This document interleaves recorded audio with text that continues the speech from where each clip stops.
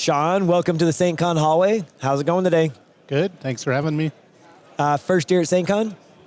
Sure is, for sure. What if you could pick one thing, what has surprised you the most about SAINTCON? I think it's just how it stands out much different than how other cons, the people interact.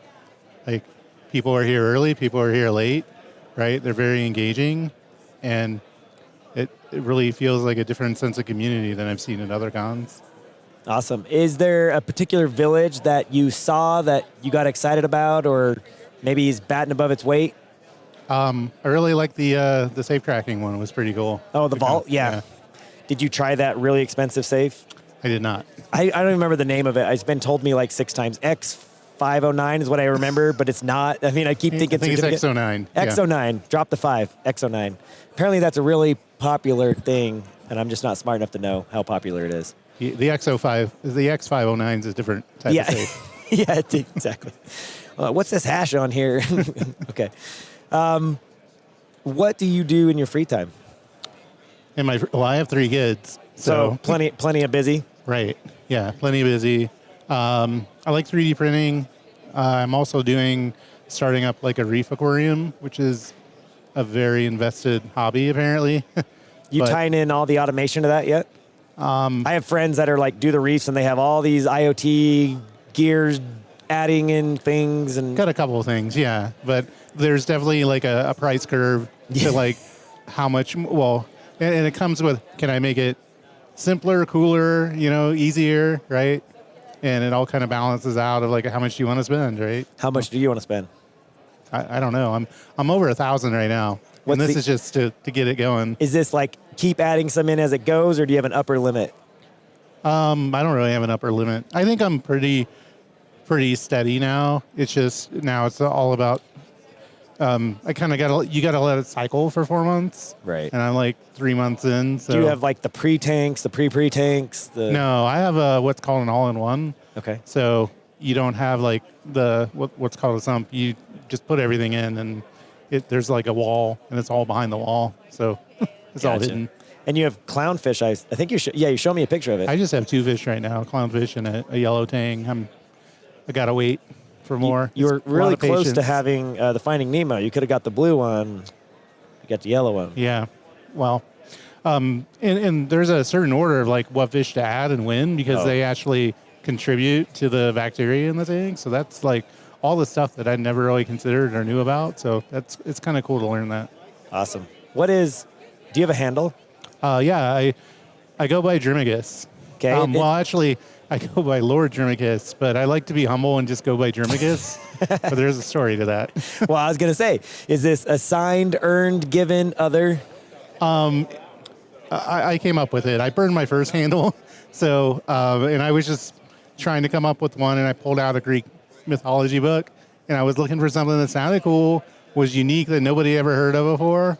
And Drimacus came up, and he was like a hero that sacrificed himself to save slaves. And I was like, yeah, sounds awesome. Sounds like a way to go. And I'm coming back. You burned your first one? We got to come back to that. We won't be talking about that. Oh, okay. We'll save that for non-recording. But I'll talk about how Lord came about. Okay. Is my roommate was a game programmer, and this was like where I decided to go into security. He wanted to go into coding, and I was like, don't want anything to do with that. He went on and worked for Epic, and he put all his friends in the game. So he put Drimacus as a bot in the game. So now it's like, dude, I did all this work, came up with a cool name, and now you put it in. Now everybody is like using that in the world. He burned your other handle. Yeah, and he's like, well, man, just go with Lord Drimacus of Clan Drimacus. And I was like, that is pretty awesome too. So I ended up doing that, But how many people get their name denial of service by being in a video game? That's true. I don't know anybody else. It's a cool story to tell. That is a cool story to tell. And so you mentioned it briefly, but what was that path for Shawn going into InfoSec? What was like, you're over here, probably IT computers, beep, boop, beep, but suddenly you decide I'm going into information security. That probably was very even younger, right? Just when I first got on the internet and kind of got into it, I kind of had, it was a survival method at first, right? There there were no ISBs in and things like that. So you kind of got to figure out your own path to get on the internet. It involved hacking and things. You didn't get your CISP when you were like 6? No. So yeah, I got into hacking really early, and that kind of just spawned me into, wow, this is cool. Learning about a lot about this. And as I grew older, I found kind of the legal side of it, right? Of, hey, being able to work on a job and do this and defend things is really exciting, and I'm good at it. So Right. What is, I know you're a big food person because you always know the right places to take me when we're hanging out. What is your favorite food? There is no favorite. Like, I'm a firm believer when you grow older, you like have lots of favorites, like a favorite thing, a favorite this, a favorite that.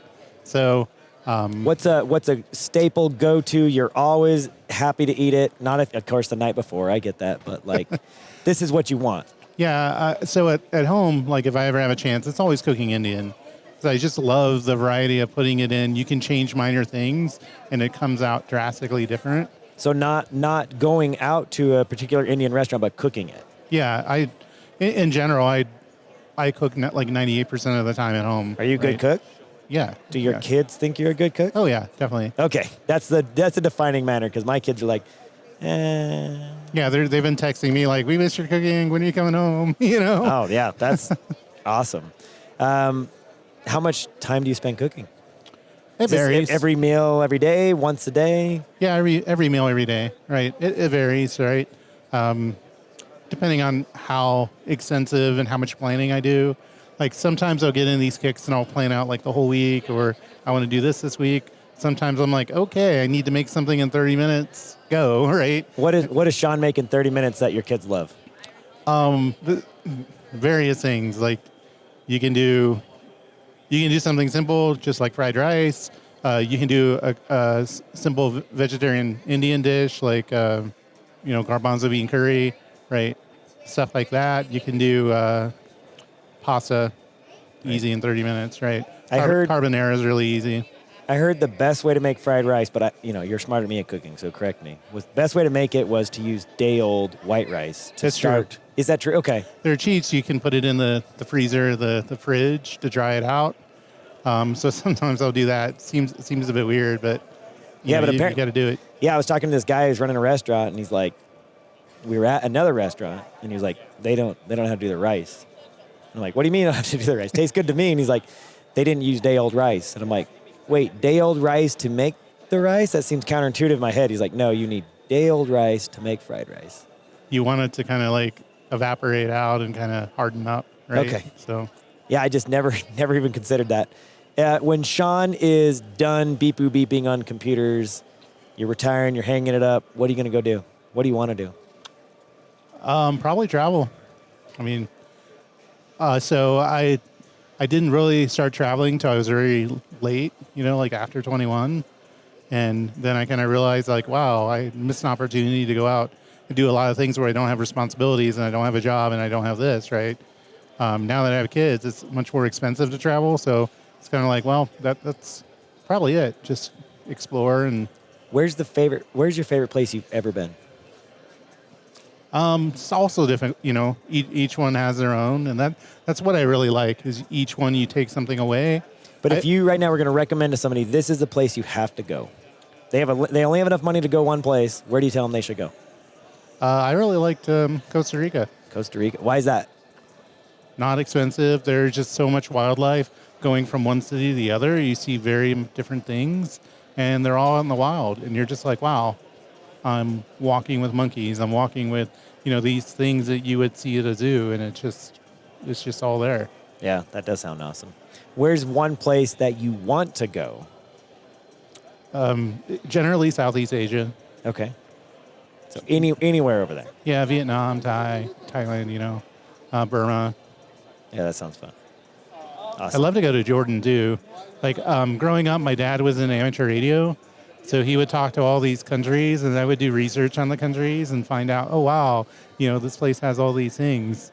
And they would send, like, cards to him about it to confirm that they talked to each other. And they would have, touristy places on them, right?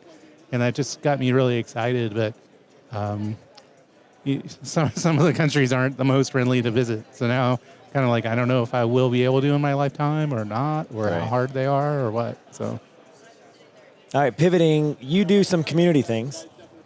What are the other things, other conferences, other InfoSec things that you give back to? Definitely, I volunteer at DEF CON, right? I work in Quartermaster with a major NETA, so that's quite fun. It's a great community, but it is kind of stressful as we're usually like first in, last out, bringing all the equipment in. Somebody from Social Engineering Community Village is yelling at you for projectors. Right. And every year is just more and more stuff that keeps getting added. Yeah, your room is huge. Yeah. I mean, it's bigger than this whole floor. And when we put it in, we were like, oh yeah, we barely got enough room. And then they just started at the end of the con. We're like, wait, we didn't bring this stuff in. They're like, no, this is all new stuff. Go put it in storage. We're like, wow, okay. So Did next you year figure it out? Oh yeah. Well, we just packed everything tighter, but next year it's going to be even bigger, right? Because of that. How many years been doing that? Somewhere between 5 and 10. I think it's like 7 or 8. I lost track. And your shirt, do you do anything for B-Sides San Fran? Just attend, right? It's also B-Sides is partnered with RSA at the same time. So just like DEF CON Black Hat, right? It's a rough week. RSA is also a rough week, right? B-Sides is on the weekend. It goes straight into RSA. Last year, I worked in the SOC at RSA, so that was exciting. That was my first year that they allowed me or let me in to do that. So. And that was doing threat hunting? Mm-hmm. How do you like threat hunting? I think it's amazing, especially at the conferences, because it pivots you out of your day job, and now you're kind of thrown into something and like having to go, you have a disadvantage of being some of the unknowns, and you're having to pivot and look at things that you normally wouldn't get. So I kind of like fresh that. set of eyes for everything. Exactly. There's no like, oh, that's this thing. You don't know what they are. I don't know what that is. And every year I try to take and learn something new. Like this year, I think we talked about it. Like we broke down some SIP calls, and that was pretty awesome to play them back and then try to figure out what they were talking about because it was in Italian, right? So extra layer of obfuscation. Exactly. Awesome. I appreciate you talking to me in the SAINTCON hallway. I hope you enjoy the rest of con, and I'm glad you made it out here to Utah. Cool. Thanks for having me. Thanks, Shawn.